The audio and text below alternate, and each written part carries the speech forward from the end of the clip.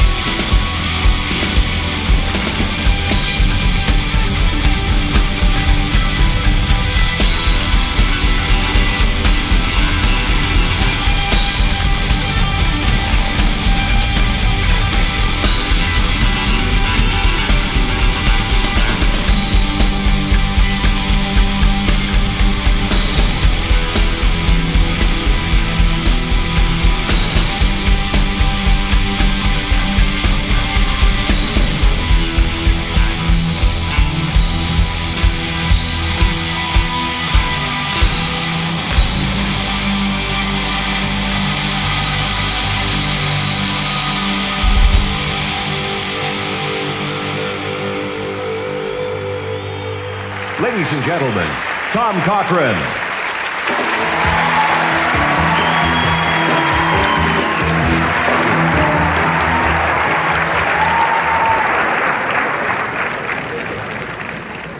Nearly 20 years ago, three very young musicians got together and they started a band. Now that in itself isn't unusual. But something distinguished Geddy Lee and Alex Lifes and Neil Peart from the others. Their attitude, their talent, and conviction. With manager Ray Daniels, Rush founded a record label, and then with little fanfare and some minor airplay from a radio station in Cleveland, they went on the road. And that's pretty much where they've been ever since. Rush founded their own path outside the mainstream, and remaining true to their ideals, they have flourished. Tonight we're here to blow the lid off our three friends, to pay tribute to the music and the lives of Rush, and to salute a 20-year career that defines commitment, artistic integrity, and spectacular achievement.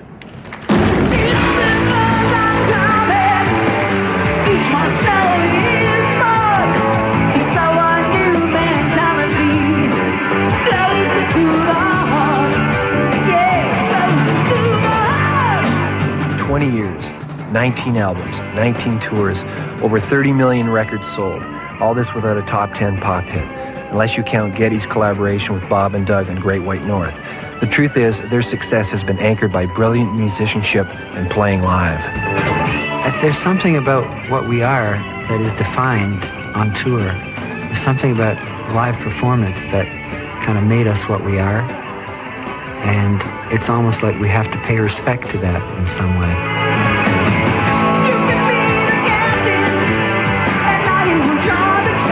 I think what happened is Rush got a reputation as being really good value as a live band. So anything that we recorded in the studio, we made sure we would be able to do it live. You go up there, and for those 2 hours, every second is magnified, and in 100 orders of magnitude. Every beat that I play, every note that goes by, every transition, everything is just measured. My whole self-esteem is measured in those little milliseconds. A great performance seldom happens more than a couple of times in the course of a tour. But you know it, you come off stage, that's when everybody's in sync and the crowd is in sync with the band, and the three of us are really playing tightly, and you just come off knowing that you've done it. There's no feeling like it. It's just complete elation. Elation shared by millions of fans worldwide. They have several fan magazines, a computer fan network, their own incredible brand of fan loyalty. Out there live in the big rock halls, they're adored.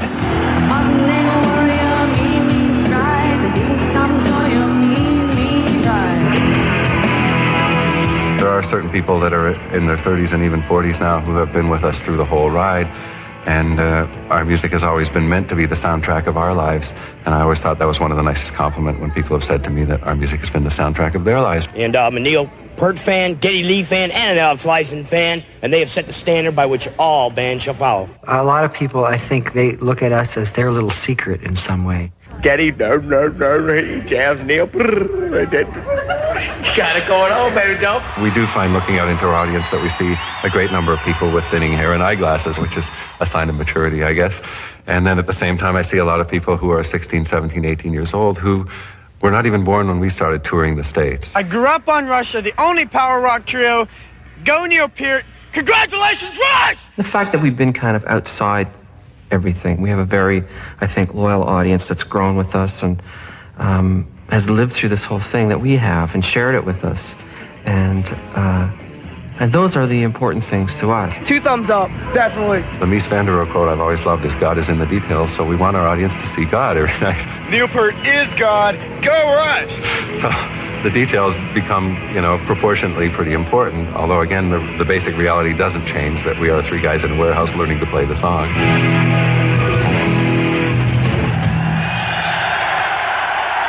My brother went to the same high school as Rush, and the most amazing thing was, if you ever went down to the United States, you could really have a passport to Coolden if you went, well, yeah, I'm from Toronto. My brother went to the same high school as Rush. I can remember in grade 9 we had an assignment at Lakefield College School in Northern Ontario to write an essay on a very, very respected writer throughout Canada. And I picked Neil Peart. Or it would be, oh yeah, my brother once backed up Geddy Lee at a fight at the gasworks and killed a guy for Geddy. Hi everybody, we're 4 of the 5 members of Bare Naked Ladies standing here outside of snowy Maple Leaf Gardens, where when I was 15 years old, I saw my very first rock concert, and of course, it was Rush, the Signals tour. I was blown away like the other 15,000 people in there, and most importantly though, I was inspired. So congrats on your induction into the Hall of Fame. And enjoy the limelight.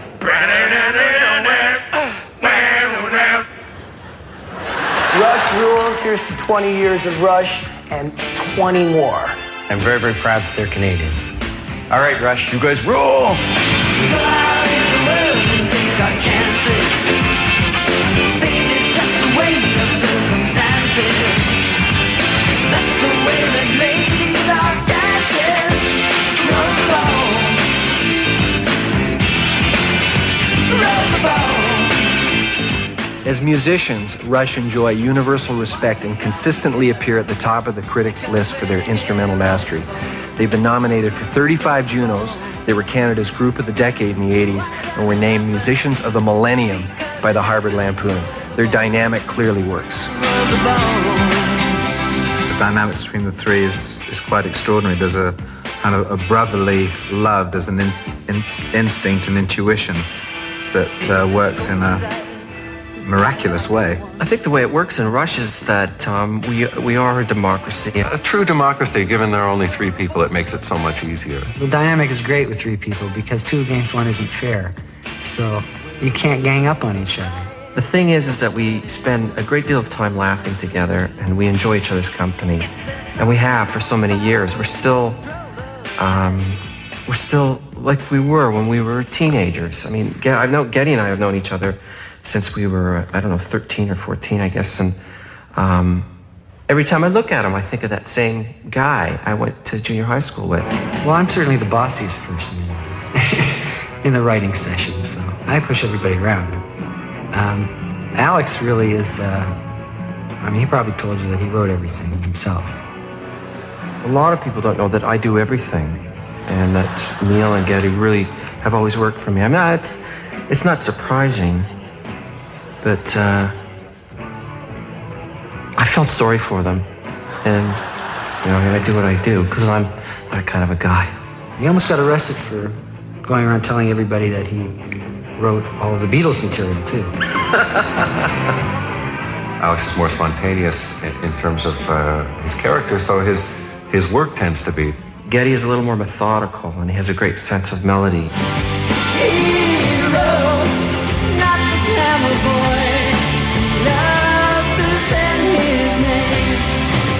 Everybody's buying, nobody's hero. Geddy and I will be very methodical and work over things detail by detail and build things in a more architectural approach of, okay, we've got this, it could be better if we had these things.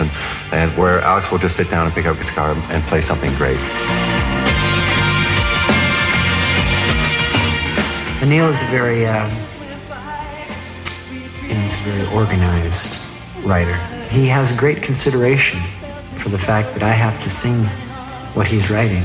As the years have gone by, and as he's become more of a fan of singers, his writing style has adapted.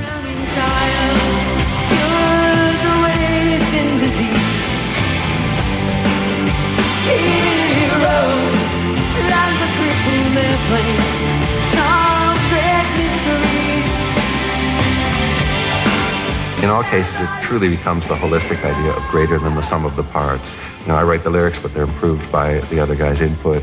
You know, they write the music, but it's improved by all of us applying our arrangement ideas to it, our individual instruments to it. All those things add to it as it goes to along. That works very well in our little group. If anybody's buying, nobody's hero.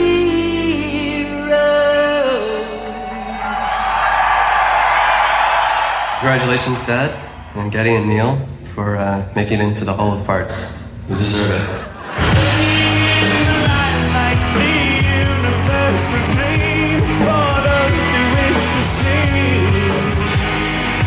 Those who wish to be must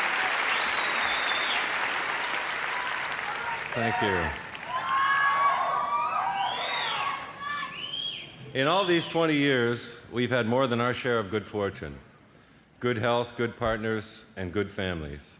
So many people have contributed to what we have accomplished, and so many people are as committed to their missions as we are to ours. We are honored tonight by the Canadian music industry, and to us, this industry includes the drivers who carry us through darkness and bad weather to the next show, the guys on the crew who set it up and tear it down, the record company rep who gets our song on the radio, or the fan who introduces a friend to our music for the first time. They're all part of this industry. We may provide the music, but they provide the audience. We bow for the applause, but this industry brings all those hands together. Nietzsche said, without music, life would be a mistake. Music without an audience can be a sad thing too. What is more unnerving for us is that without music, we would have to get a life. And without an audience, we would have to get a job. Thank you all very much for this honor.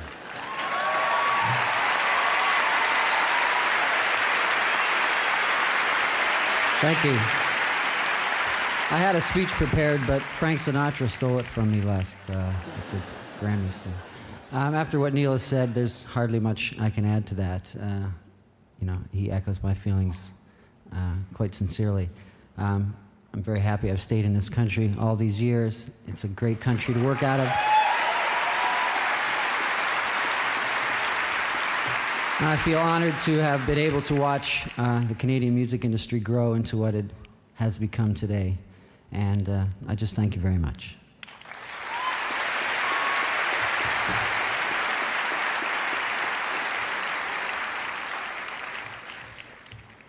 Uh-oh. 3 dozen eggs.